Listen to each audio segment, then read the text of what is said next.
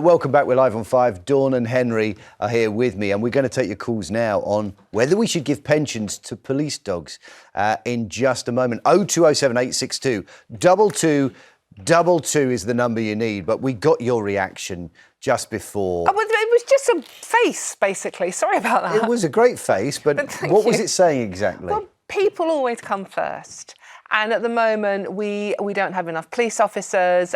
We can't recruit police officers. They're not paid enough for some of them, the jobs they do, which are horrendous.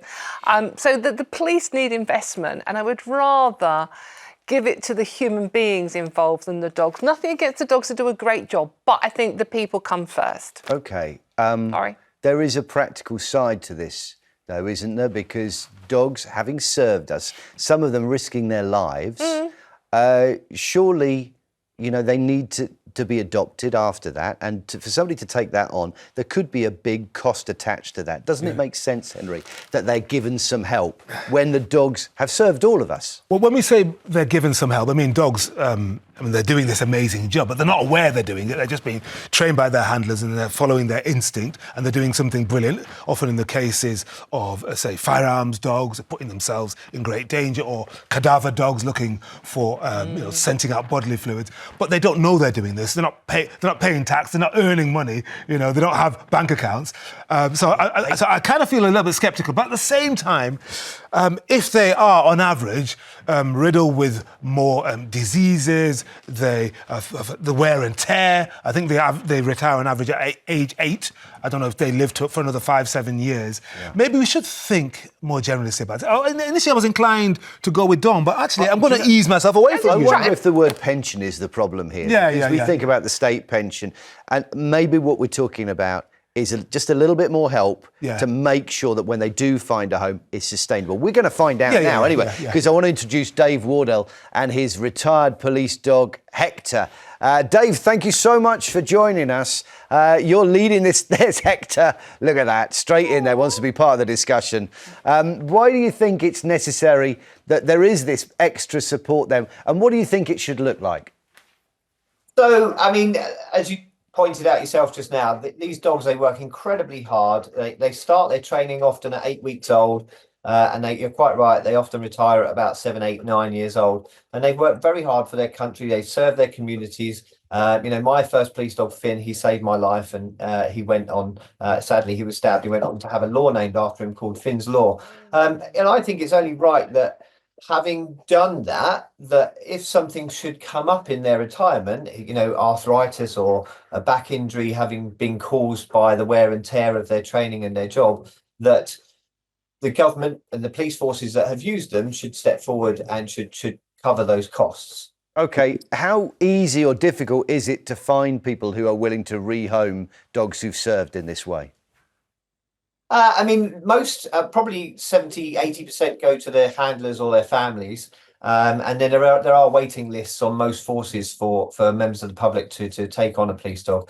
And most settle into pet life really well. I mean, Hector lives here with my family and I, and he's the best dog. He's absolutely wonderful. He's so highly trained. But he has got injuries that have come from his lifetime of work. And there's no doubt that he's going to need some help with those as he gets older, having served his country.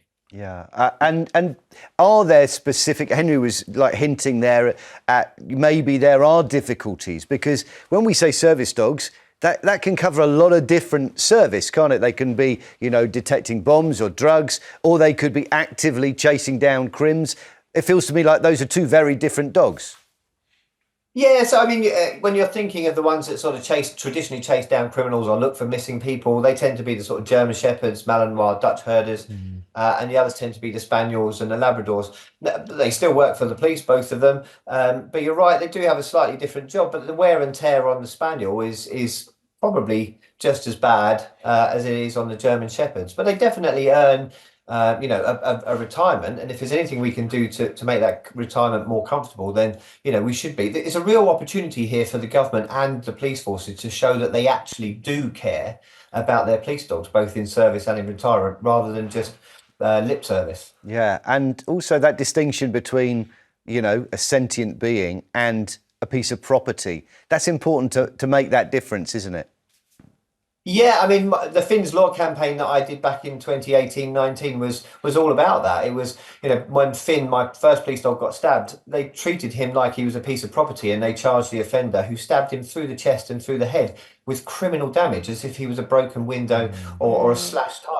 And he wasn't. He was a living, breathing, sentient being that saved the taxpayer probably millions of pounds by saving my life, so that the police force didn't get sued and they didn't have to, worry about my pension and stuff like that. So, they definitely deserve what we're asking for. Well, listen, I'll tell you what, Dave, if you can stick around, I have a feeling that you may, well, maybe it's even Hector, may be convincing Dawn and Henry to change their minds a little bit. I'm shifting. I think Dave's argued it beautifully, actually. Yeah. I kind of feel, I'm looking at, is it Hector there? Yeah, I'm thinking about Finn. I remember the case of Finn and what he went through. And yeah, I mean, dogs are not property in that sense. They live, they breathe, they feel, they sense. Just wonder if they deserve that home. They deserve a sustainable home where the owners don't have to worry. Of course they do. Of course, absolutely. And Hector is gorgeous, isn't it? I love the way he's staring at that toy. It's like, come and throw the toy, throw the toy.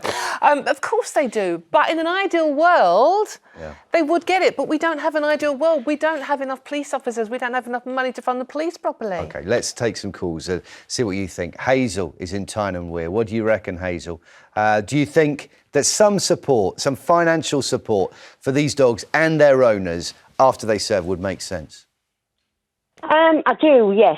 First of all, these dogs that look after, the police officer have them, do a marvellous, marvellous job. We know that. But what I feel is if whoever adopts the dog, it's their responsibility to feed it.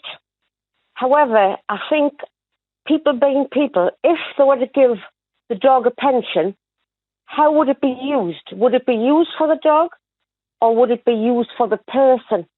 I think that's a really good point, Hazel. Let's ask Dave, because it's his campaign. Yeah. Does the money then go directly for vets bills, Dave, or is it like a stipend, something that comes in month by month? No, it would just literally be to cover vets bills.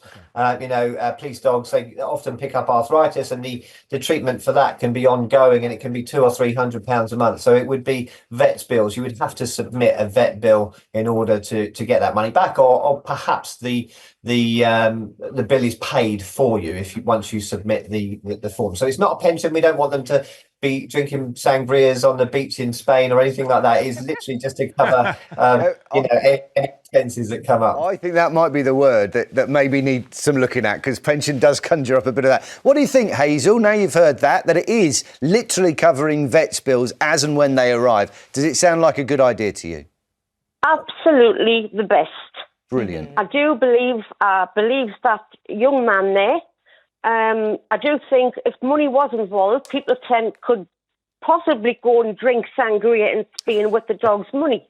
Not happening. So I firmly believe that the vet bills at any given time should be paid for these wonderful animals. OK, well, I think that's Hazel and Henry.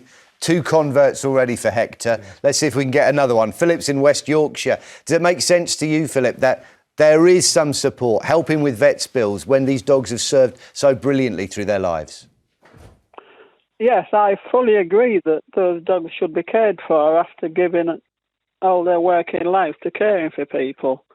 People who say humans should come first, I fully disagree with, because people use animals for their own well-being. Then when they take care, to say something like that, I disagree with fully. OK, I'll get it. Just to challenge, push back a little bit, Philip. I mean, anybody that adopts a service dog knows what they're getting into, knows what those dogs have been through. They're going in with their eyes open. They get a wonderful pet like Hector. If you don't want that, then you shouldn't sign up for it in the first place. Well, that is true to an extent. But also, talking about dogs, we've kept dogs in the past. We had a border collie, a Jack Russell. They both lived into the teenage years. They used to eat what we ate. We never bought any dog food, never had any injections. They never needed to go to the vets because they were treated as natural animals. And today, people treat dogs as children. They breed them to look nice, designer dogs, push them about in prams, and it doesn't do their... They're not healthy animals. They have inbuilt health issues simply to look nice. Okay, well, certainly don't get that feeling from Hector. He's not being pampered, although he has Dave's full attention. Thanks for your call, Phil. We'll take one more. Helen is in Northamptonshire. What do you think, Helen? Would you like to see this? A bit of help from the forces, from the police, just to see these dogs through old age? Most definitely. At the end of the day, these animals come as a unit with their police officer. They're trained in much the similar way. They put their lives on the line for people just like a policeman does. So why should they not be treated the same? The same as these animals that go to war.